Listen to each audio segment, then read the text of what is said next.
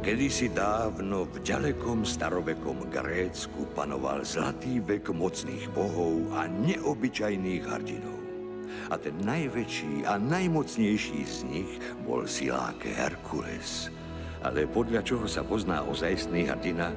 Nuž, práve o tom je náš príbeh. Počujete ho? Chce mať z tohto príbehu antickú tragédiu. Odľahčí to, Starky. Aj my o tom, čo si vieme, Zlat. Tak spust, dievča. My sme múzy, bohyne umení a ochrankyne hrdinov. Hrdinov ako Herkules. Chceš povedať chlapkules? Nedala by som sa dlho prehovárať. Náš príbeh sa však začína dávno pred Herkulom.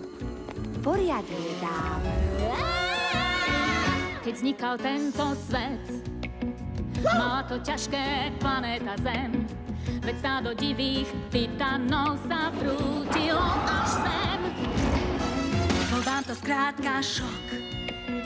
Chaos a hnus, ja nemám doslov. A zem sa zvíjala a láva tiekla z kráterov.